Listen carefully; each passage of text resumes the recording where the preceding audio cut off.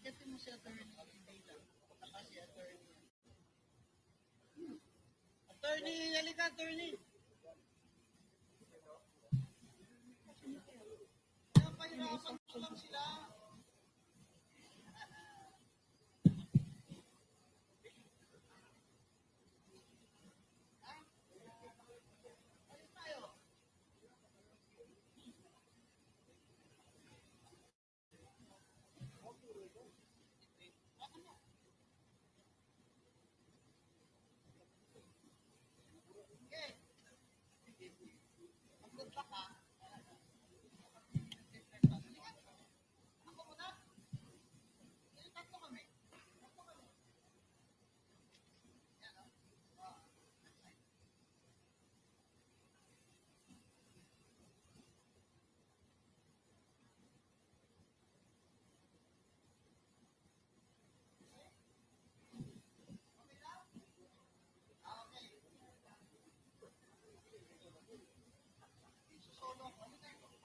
Alam mo ako solo. Saan lang to? Saan, di ba?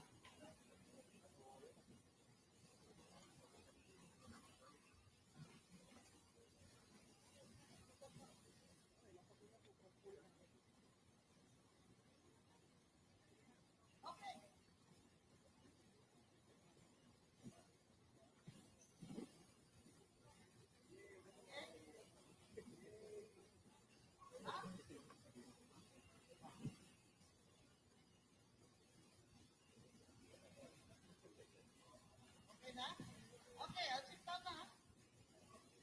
I'll sit down and push the microphone.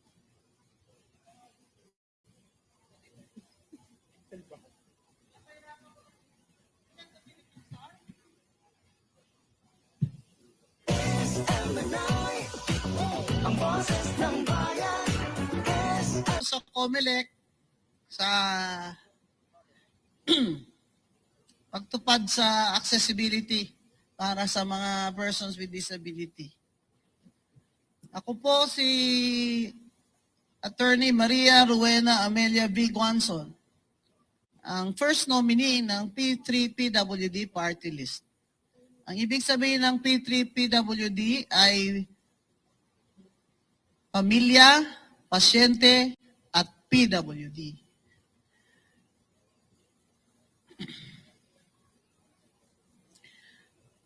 We are a party list that is advocating and will work for the rights and welfare of persons with disability and their families. Specifically, we want to push for 5% share of persons with disability in the total budget of all local government units and national agencies, including government-owned and controlled corporations, similar to the Gender and Development Fund, which should be subject to audit by COA in terms of compliance. Another is social pension, or the monthly pension of persons with disability from the national government. And for LGUs that are first class and second class, this should be required also, in addition to the national government's monthly social pension to persons with disability, especially those that are homebound, those that are, for example, are stroke survivors and have cerebral palsy, especially the children. We want to double the budget of the SPED, the Special Education Department, which now stands only at 500 million. And last year, we fought for the reinstatement of that budget in the Senate because the House gave a zero budget to the DepEd for SPED. Our reasons are as follows. There are only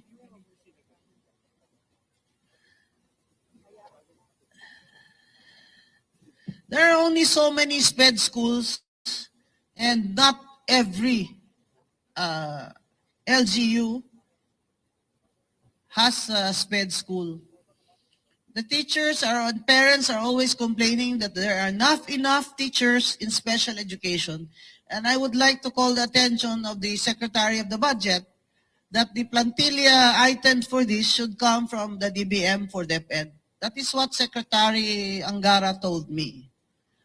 And the teaching assistants, of course, for SPED should also be increased. That is not, if money is not available from the national or the budget of the DepEd, which is impossible, the local government officials or units that are first class and second class should be able to provide for the salaries of their teachers. We also want more learning gadgets because now we have to use technology so that children who have disabilities can learn faster. For example, for visually impaired children, we used to teach them how to read Braille. We still teach them to read Braille. Do you know the Braille paper costs 5 pesos each? Oh, how many students in SPED are visually impaired? If every day they will use at least one paper. But the new technology now allows the visually impaired to study, read, listen to music, and be able to speak to each other. In fact, perhaps in the future, they will be able to see colors by using technology. So what we really need now, and what I would like to ask the Secretary of the Department of Education, is that they should have laptops. They should have notebooks. In India, these notebooks only cost 100 pesos, $100. I'm sure some scientist or programmer in the Philippines can invent a cheaper notebook for our children who have visual and orthopedic disabilities. Do you know the P3PWD we give out, if we have donors, laptops, old laptops and notebooks to children who cannot walk but they want to go to school. One of these beneficiaries has to be carried by her father on his back every day to the school from the mountains. So now we have to make sure that all of these are in the national budget. The other thing is, we also want to work for issues that are of national interest. One is the full disclosure bill, similar to what VP Lenny filed before. The other is the anti-EPAL bill that was filed before by my principal, Miriam Defensor Santiago. The other is racketeering, anti-racketeering law, the RICO law, RICO in the United States, which we don't have yet, although we have the Anti-Money Laundering Act. And what I really want also to fight for is the equality law for all. Equality and non-discrimination law for all. Persons with disabilities suffer from discrimination, not only in society, but also in employment, in everything. And the LGBTQIA people, they also suffer from discrimination and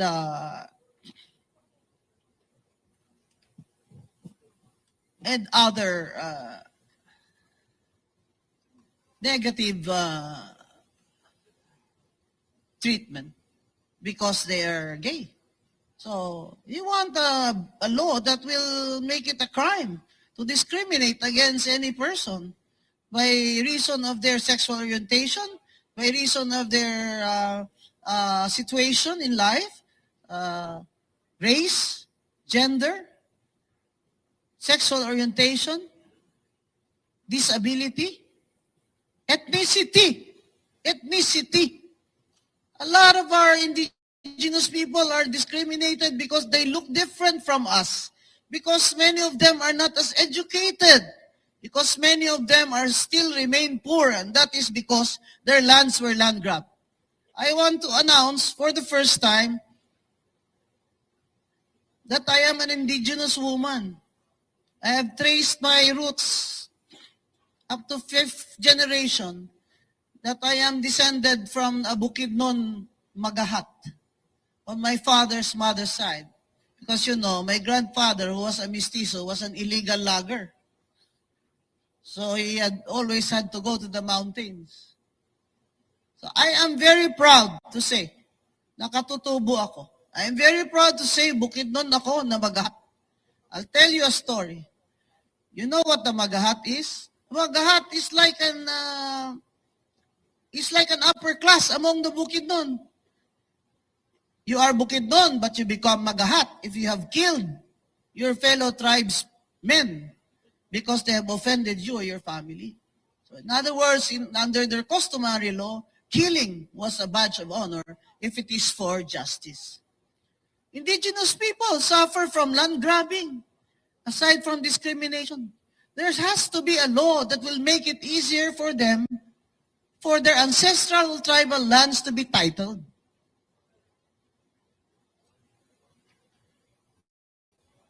Also, the political dynasty law. This is already too much. And you know, I have many friends in Congress and this is not personal. Congressman ka na, ang party list na kung sa district mo, mo pa? Ano man na sobra na. Ikaw na ang congressman, ang anak mo rin ang party list dyan. And that is not what the Constitution envisioned for the party list. It was supposed to be, it was intended for the marginalized sector. That is why I chose the persons with disability. Because my nephew, my brother's son, who's 27 now, his name is Greg, he has autism. He cannot read, he cannot write. He barely speaks. But God is good. Greg is perfect. Among children with disabilities, ang pinakamarami po yung may autism. Kaya yung mga SPED schools, kailangan po talaga yun. Ang next ay children with Down syndrome who need heart surgery all the time. Many of them are also epileptic. Anong ginagawa ng gobyerno? Kulang na kulang yung government hospitals sa services at saka kulang yung mga guarantee letters or payment for free hospitalization ng mga batang who need surgery, especially heart surgery. May nakalimutan pa ba ako? Wala na? O sige, magtanong na kayo. Alam ko naman ang gusto nyo eh. Yes, ma'am, Commissioner. First question is from Jairo Rappler.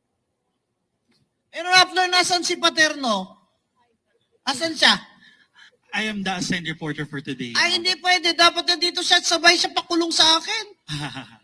It's no longer Gusto ko co-covering nga, election. nasa nandito si Leila eh. Mapicture kami. Si Leila yung kinulong. Ako yung gustong ipakulong. Sabi mo kay Paterno, pag ako'y nakulong, sasama siya. It's now covering faith and religion, ma'am. Ma'am, for my question, ma'am, you weren't able to sit at the House after Cardema blocked your proclamation. For the record, ma'am, for those who are asking, ma'am, may mga nagsasabi po na bakit hindi na daw po kayo nag-sidestep para makaupo sana yung mga original nominees, ma'am. Can you clarify that po? Sidestep? Ako? Opo. Di ba may nag-substitute po kayo after the... Yeah, because the first nominee was our chair, was a polio survivor, and was survivor of breast CA. Her daughter had stage 4 aggressive breast CA. So she could not sit. So she told me, since you have been advocating for PWDs and you're retired now, why don't you just campaign for us to? Sabi ko, I'll campaign for you. So I campaigned, di ba? And then she decided di talaga kaya because they'd go to the hospital three times a week. Eh. So, di talaga kaya. So, that's a fact. Hindi yan namin lie. Ano bang lie sa Tagalog? Ha? Gusto? Lie? Like? That's not a lie. Like kasi nungalingan, ma'am. Hindi yan kasinungalingan. Totoo yan. Sidestep ako para makaupo siya.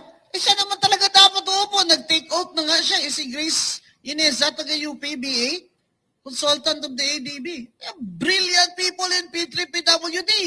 Brilliant and accomplished people.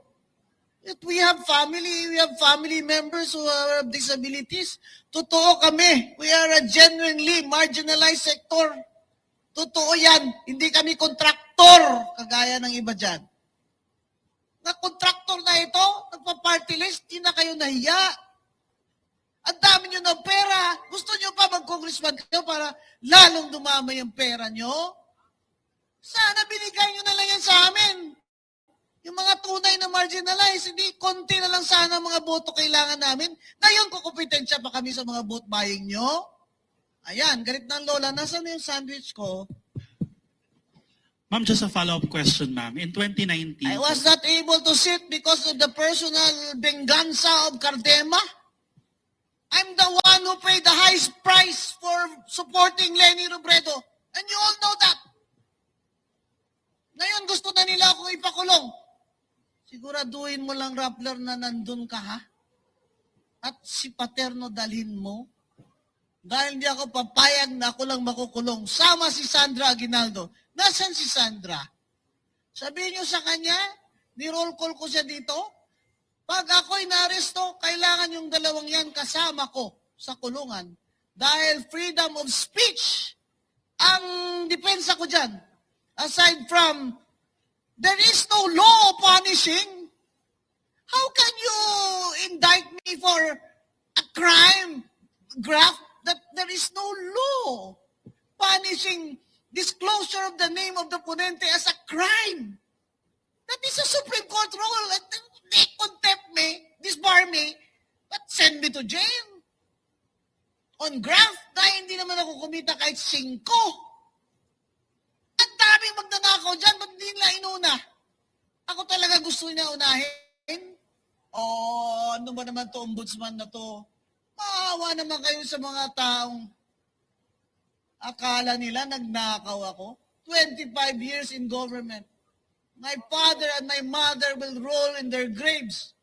Graft? Libel. Pain ako. Bigami. Sige. Sino gusto magpakasal niya sa akin? Magbigami tayo. Pain ako. Graft?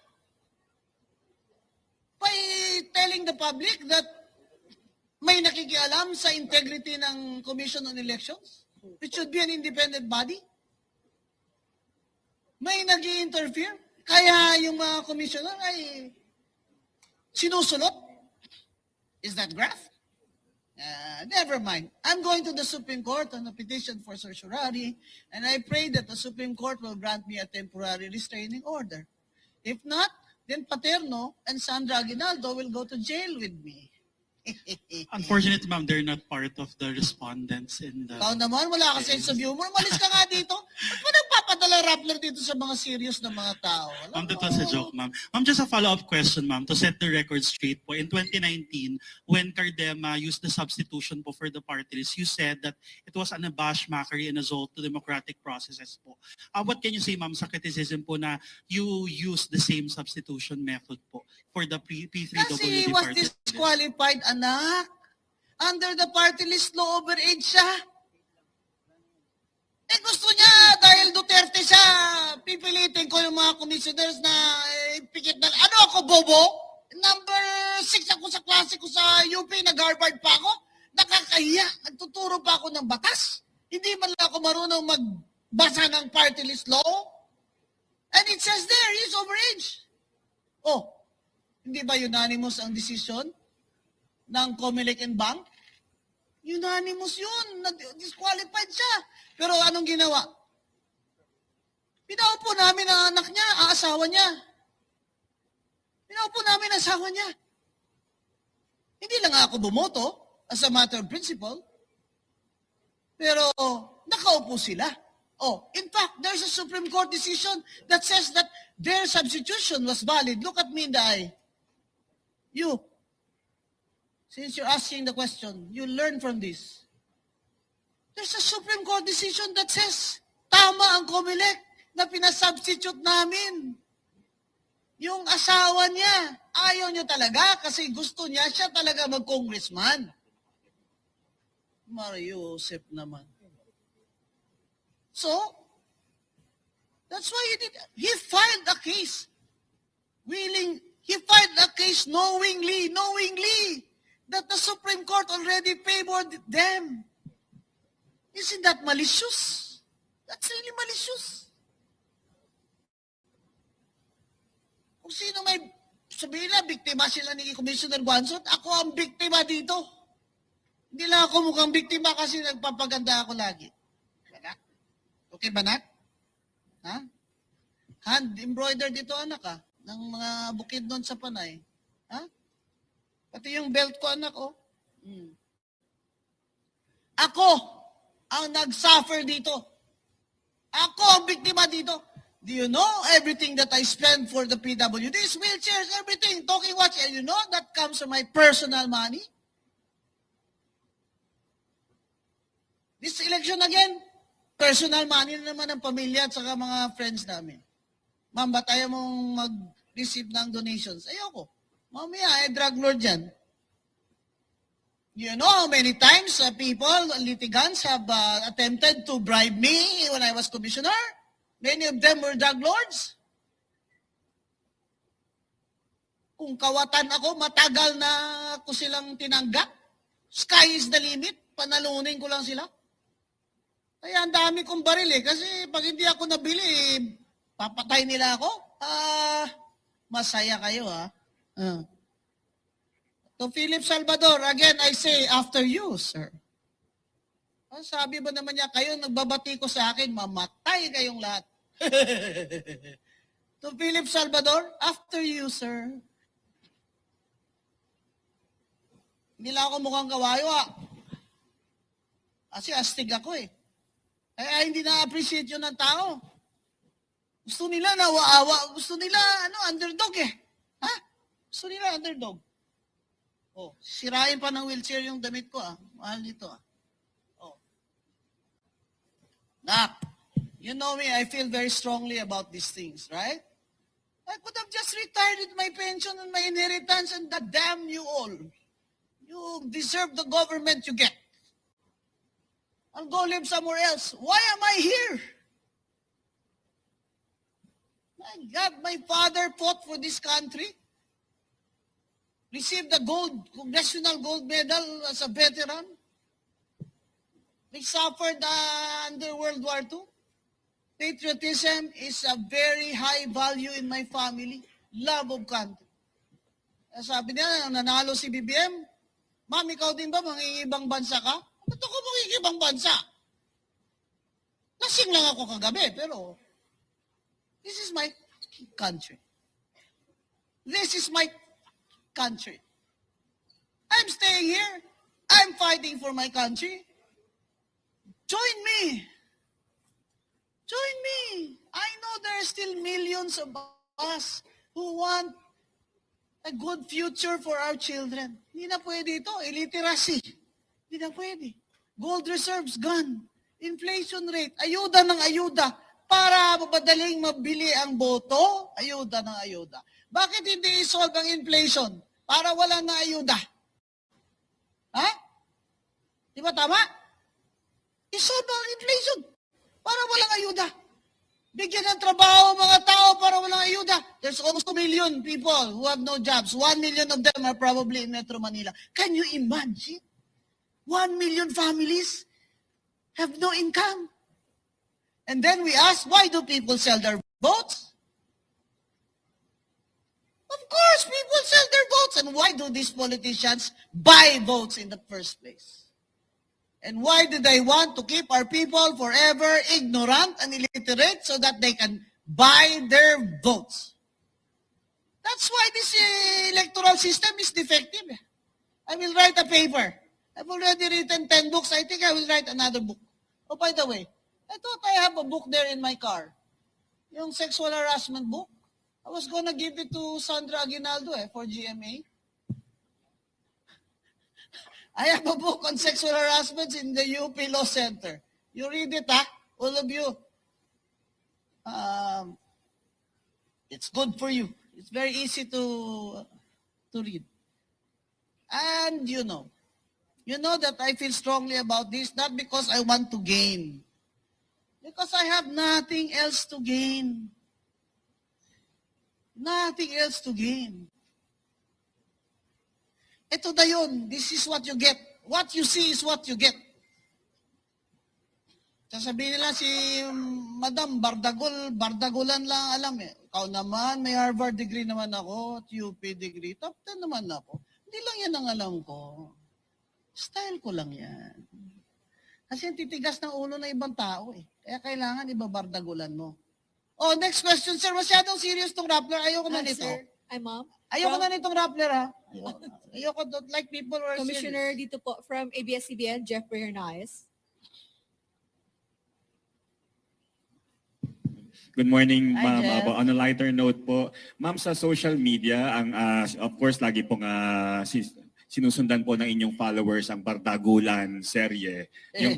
Your followers, which you fondly called mga anak, no? So, ma'am, ang question ko lang po, ready na po ba talaga? Anong level ng Bardagulan ang makikita po namin sa isang Rowena Guanzon kapag nakaupo sa Kongreso? Extreme. You put me in Congress, dudugo tenga nila. Ilong at tenga. Pero correct grammar, ha? I don't owe anybody anything. That's why I can say the truth.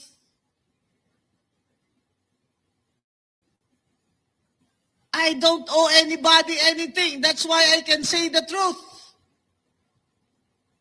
We cannot keep on living like this. Do you know I lived through martial law? I was 13 years old. Martial law was... My brother and sister were in the first quarter store in UP. We survived all of that. We survived the war. We survived martial law. We survived COVID. But we will not survive a failed democracy. Oh, now I'm sounding like Maria Ressa, huh? We will not survive a failed democracy. Ang bongga, lecture ba ito o ano? Interview. Next question. Anyone? Sino pa po? Okay. Please go ahead, sir. Hi, ma'am. You said po na with the quality ng COC filers niyo, namimiss niyo po si Miriam Defensor Santiago. Oh, namimiss ko eh. Kasi I was her chief of staff, you know. I really miss her. At saka, hindi lang yung style eh, yung the humor, the satire, saka yung wala siyang sinasanto in Tagalog, no? Wala siyang sacred cow. Diba? Kaya, nakita ko nga may nag-file na katutubo, di ba? Ang ganda. Saka ganun talaga dapat. Kaso nga, the electoral system has many defects, weaknesses. Kaya tayo nagkakaganito eh. How can you say that this is really a true democracy when the people's votes were just bought? Oh. How can you say that? That this is really the will of the people? If their votes are just bought. And they're easy to buy because there are a lot of more poor people than middle class people. We should have a strong middle class. Look at the other democracies. Of course, America is the one. But I would rather go for the Scandinavian countries where their economy is better. In Norway. That's why I want to migrate to Norway. If I did not run for office, I probably have gone to Norway and teach. You know, in Norway, they have a very strong women's union and they participate in elections as coalitions. Why do they have a women's union? Because they have jobs. Why don't we have a women's union? Because we don't have jobs for women. We don't have jobs because there's no new capital. There's no new foreign investment. Who wants to invest in the Philippines Philippines, when the inflation rate is high, corruption is very, very high. Kaya on my agenda list, anti-corruption is really very high. How can you say that we are at mga Pilipino daw, kalahati daw sa atin happy? Ha? Kasi ganyan talaga tayo eh. Mga Pinoy talaga, di ba? Kahit saging na lang kinakain, happy eh. Mga Bisaya, kami nga eh. Sayaw kanta eh. How can you say that people are happy? Kung ganito lang lagi ang gobyerno natin, we have to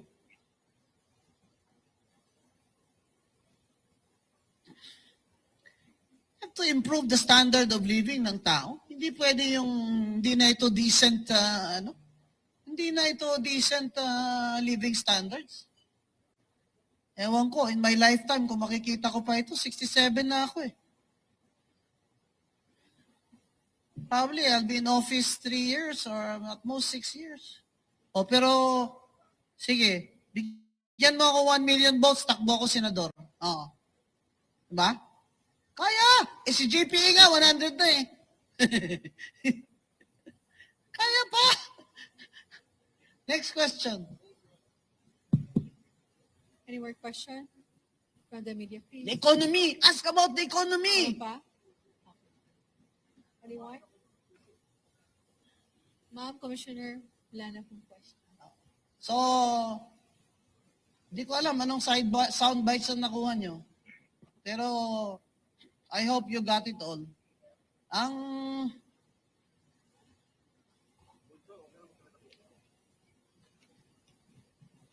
Ang wish ko po talaga ay mag-succeed itong BBM administration sa pag-angat ng ekonomiya natin para sa mga pobre ba.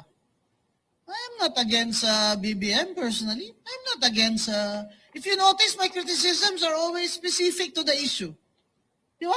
Hindi ako nagge-generalize. Pag may magandang issue, okay. Ako, what can I say nice about BBM? Aside from the fact na gusto nila ako ipakulong. What can I say na nice about him? He does not surrender to China. Di ba? Nilalaban niya yung sovereignty natin tsaka yung arbitral ruling. I like that about him.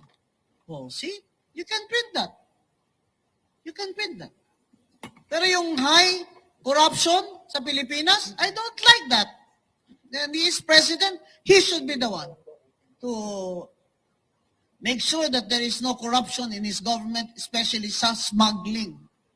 Ako, kung ako presidente, kung ako mismo, kahit best friend ko nakaupo dyan sa commission, sa customs, at bago ko sila i-appoint, papirmahin ko sila lahat ng sworn statement na pag sila ay naging corrupt, sila mismo puputol ng kanilang mga daliri.